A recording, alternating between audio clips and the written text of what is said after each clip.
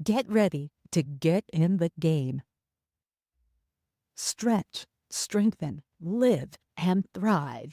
You can be a winning athlete in the game of life. It's the Peel Appeal with author and corrective exercise specialist Matt Heal. Hey, this is Matt Peel with the Peel Appeal podcast. What's going on today? How are you? What's going on out there in your big, awesome, amazing world? And literally wherever that world is on our third rock from the sun. So I hope it's fantastic. Mine's pretty fantastic as I sit here recording this for you because I'm going to talk about something that really affects everybody. And I just gave you the key ingredient on that when I said sitting. That's right. Sitting. It's that pain and that stiffness. You know what I'm talking about. From sitting at your desk, it's brutal, right? Your low back and your hips, your shoulders, your chest, your neck, elbow, everything just seems to hurt and ache all day because you just sit in one place. So imagine this. If you could be flexible like a professional athlete, doesn't matter what sport, right? Like a professional athlete, how much better could you feel? Ever thought about that? Have you watched a team go through their warm-ups and say, man, look how flexible they are. Man, I wish I could do that. I remember way back when I was in high school sports or junior high sports or even when we played college sports, how flexible I was. Look at me now. I can't even barely touch my knees when I lean over. Trust me, you think I'm facetious. I see that in people and clients. So what can you do? How much better could you feel if you just had a little bit of that flexibility back into your life, right? So let's get into it. And once again, I love the sports performance notes that I got from my certification because it really helps me to relate to you about being an athlete and taking it into life. Just like my book, yes, The Athlete in a Game of Life. It really is. Life is a sport. We have to be flexible. We have to be mobile. We have to be strong in whatever it is that we're doing. Again, when I say athlete, people say, "Oh, I'm not an athlete." You are. You really are because you have to do all these things. You have to juke, you have to jive, you have to be jump, you have to roll, you have to avoid contact. Sometimes you have to create contact. All those things is part of life on a daily basis. So that's why I like to relate this to you. So athletes are people too. Um, they eat, they breathe, they shit, they put their pants on just the same way we do, right? And they have emotions the same way we do, ups and downs. And they go through a lot of hard times and adversity on top of that.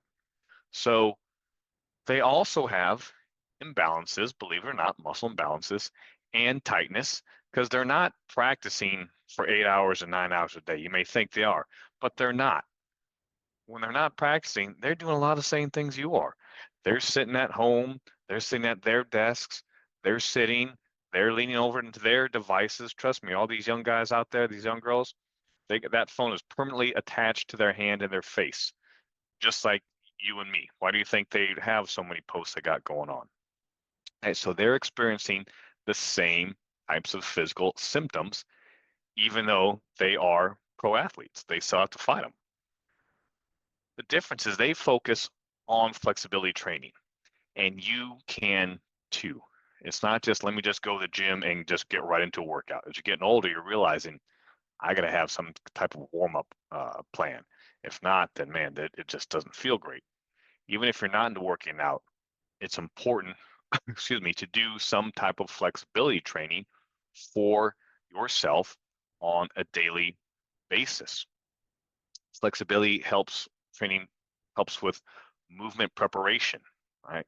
So any types of exercise that you're doing, it helps to reduce chronic pain, helps potentially increase mobility, obviously flexibility with your stretching.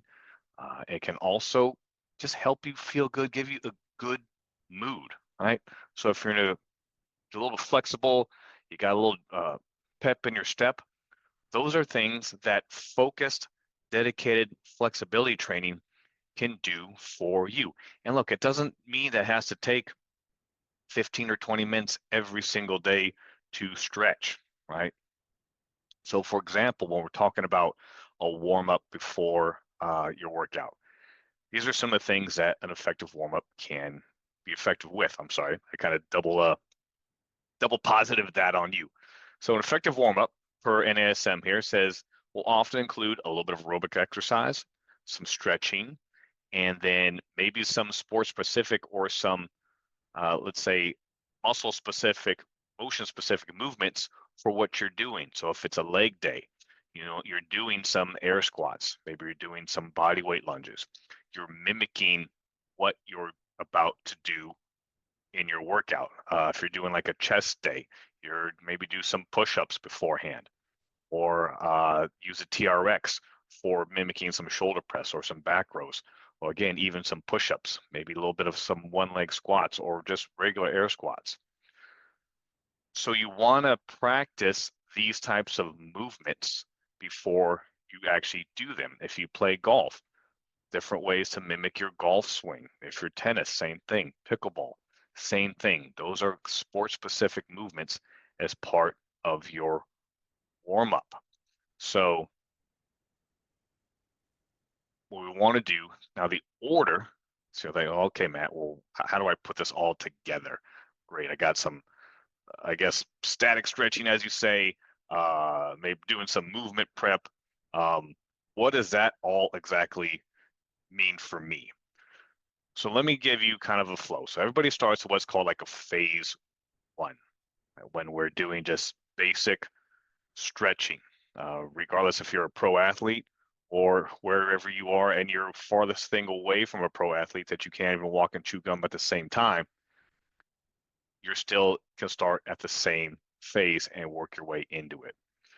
So when we talk about focused stretching, that often begins with something with a foam roller or something called a self myofascial release or self myofascial techniques. So that's your first level. After you do your foam rolling, then you're going to do for, just one set. You don't have to do it forever. And I'll get into some specific techniques on that in a second. But after you do your foam rolling, then you do your static stretches, that's just your lean and hold. And again, we're not talking 5 minutes or 10 minutes of static stretches, 1 to 3 sets. So that's basically hold a stretch on your hamstring, for example, leaning over and going as low as you can, holding that for 30 seconds. Okay. Active stretches.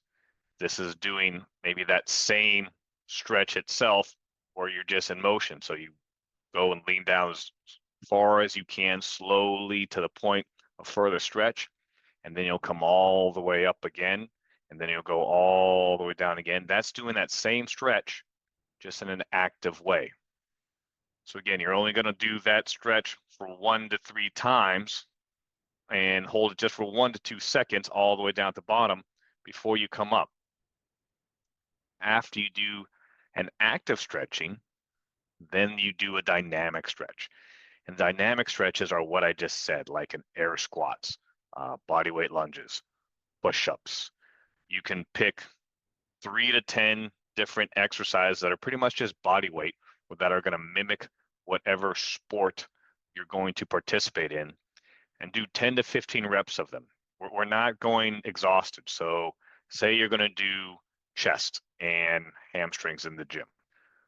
After using some foam rolling on your chest, hamstrings, maybe you hold a nice chest stretch for 30 seconds on each side. You do it in an active way, so where you can just lean forward a little bit with your forearm in the door or on the squat rack. You just lean forward, sit up nice and tall, stretch that pec, and come back. Or like I talked about with the hamstring, or you can do a sumo stretch, as I call it, for active stretch for the hamstrings. Then you'll go and do a dynamic stretch. So you do one set of push-ups for 12 push-ups, for example. Maybe you do a TRX push-up 12 times. Those are just a couple exercises for your chest. And then for your dynamic hamstrings, do some back extensions, right? It's just your body weight. Do a set of those for 10 times. You can do some ball leg curls for 10 times. If you need to do something else, maybe you just do some good mornings, air good mornings. So you just feet shoulder width apart, hands across your chest, and just push your hips back as far as you can, weight onto your heels, go down low, and then come all the way back up. That's a dynamic stretch. Again, 10 to 15 reps. Now you're actually ready for your sport. Now you're ready for your workout. When you are intentional with your stretching, then and your flexibility, then it's going to be more effective than just coming in and saying, "Oh shit, what the hell am I going to do today? All right, let me just lean down, touch my toes, maybe get my legs kind of wide, go to one side, the other. Oh shit, I think that's what we did back in soccer. I don't know. Okay, I'm ready to go, people. Nope, that's not intentional. You're not going to improve your flexibility by just doing it haphazard. So think about it. Come up with that plan like I just talked about. So when we talk about the foam roller and the self-myofascial techniques, that improves your range of motion. You can do that pre-workout, and you can also do it post-workout to help reduce your soreness while increasing your range of motion on both ends of your workout. So what you want to do is find, if you're doing your quadriceps, for example, or your IT band, which is the most common. So you're going to find a spot on your leg that it hurts, right? It hurts like hell. That's what the roller is on. You want to just keep it on that spot. You're not rolling back and forth like your pizza or dough getting rolled out. You want to hold it on that spot and let your muscle relax around that spot for no more than 15, 20, 30 seconds max. You can even do a mechanical advantage to help with that. And by, say, bending your knee and pumping your leg a little bit 3 to 4 times on that spot. Find another one, do the same thing. You only need to go for 3 or 4 spots per leg. So foam rolling should not take a whole lot of time. Again, we're talking no more than 30 seconds, 40 seconds per area. As it talks about, you don't want to really exceed 120 seconds of rolling. You feel like you could do it all the time. And it's the pain that hurts so good. But really, it doesn't take that long. It just needs to be focused. So that's an important part of it. And talks a little about stretch intensity appears to play an even larger role than duration in determining the effectiveness of stretching. So are you, it's high intensity, short duration stretching was more effective than low intensity, long duration stretching and bringing about greater changes in range of motion, which is exactly what flexibility training is about, improving your range of motion. So if we did it shorter time, more intense, instead of just longer time and just easing into it and holding that stretch for a minute, right, that's more effective. Don't spend 15 minutes on your warm up. You really don't need it. So you might see people up there in the gym or on their stretching area, and they're just holding the stretch for 2 minutes, or it seems like it. Like they're wasting their time. You really don't need it. So just get to the little bit of the point of that stretch. You don't have to go to discomfort. 100% intensity is really fine, and or even less. So it says, let's see, some studies have shown improvements even when stretching is at 30 to 40% of maximal intensity. So that means as soon as you feel that little bit of stretch, like that's good. You don't have to go and really try to get all the way down to touch your toes if you can't do it. Just get a little bit into it, hold it for that static stretch for about 30 seconds and up, and you're good. That's it. If you can go a little bit further, 60 to 85%, that's great. But again, you don't need it. So it says here, as the self-myofascial, some discomfort, but you should be able to breathe normally.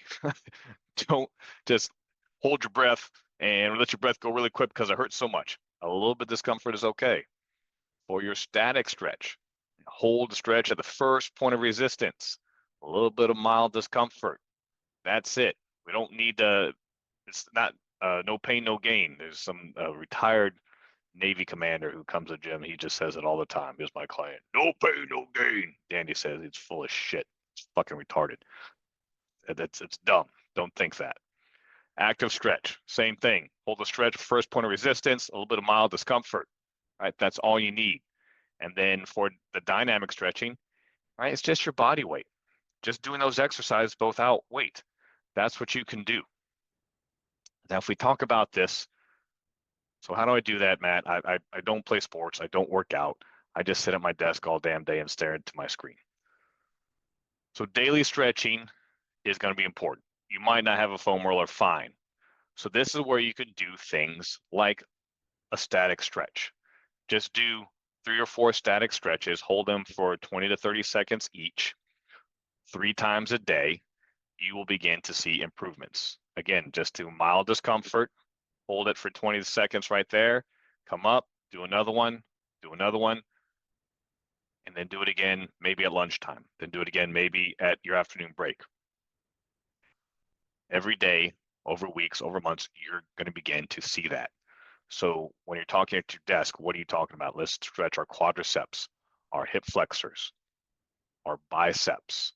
We can stretch our neck. We can stretch our chest. Those are great areas to stretch on a daily basis that become overly tight as we sit at our desk and we lean into our laptops, our devices, and we're typing. So I'll say that again. At your desk, what can you do every day to help with that? Your quadriceps and hip flexors, your pecs or your chest. You can stretch your neck. You can stretch your biceps. And you can maybe even stretch your calves. But those are your big ones right there. Notice why I did not say to stretch. Hamstrings. No. That's a big no from sitting at your desk. Do not stretch your hamstrings. They need to be strengthened. And we'll talk about that at another time. So hope some of this helped you out a little bit. Sure, maybe a little bit boring. I get it. But it's super effective. And you do it. But you got to do it every day. You got to do it multiple times a day. That's the only way. Oh, man. Let me stretch out this quadriceps here real quick once every 3 weeks. Ain't gonna cut it. No dice. Multiple times a day, every single day. That's how you have specific flexibility training right at your desk, and you will feel a whole hell of a lot better, right? So dedicate some time. You're a desk jockey. I get it. We all are. So how do we improve this desk jockeyness, right? Specific, targeted stretching like I just went through. Go through those steps. If you go to the gym, go through the steps I talked about again. Right? Self-myofascial techniques, static, active, dynamic stretch. That's your order. That's going to help you reduce your pain. That's going to help you reduce your stiffness. Use these techniques, and I guarantee you, you're going to be more flexible. You're going to feel better. You're going to be able to do the activities that you like to do a whole lot more. Hey, because you got some flexibility in your life. Love it. Life's great that way. I know. I need to do the same shit too. Trust me, I'm just as guilty. So I hope you learned some stuff today. Remember to go get my book, The Athlete in the Game of Life, on Amazon. Also, go through my website. And when you're on my website, why don't you check out my program? It's called Stretch at Your Desk. Yes, that's right, at your desk. So when you go to my website, all you got to do is go to, when you're there on the homepage, you're going to click, I'm tired of being in pain. That's going to take you some information about my programs, Stretch at Your Desk and Strengthen at Your Desk. From there, you'll be able to feel a whole lot better by implementing these programs into your daily life. Guarantee it, or your money back. Yep, I said it. So go there today, mattpeel.com. So until then, this is Matt Peel. I hope you have an amazing day, and I will see you later. Are you ready to get in the game? Get personal help, sign up for our newsletter, and pick up your copy of Athlete in the Game of Life, the book, all at mattpeel.com. Thanks for listening.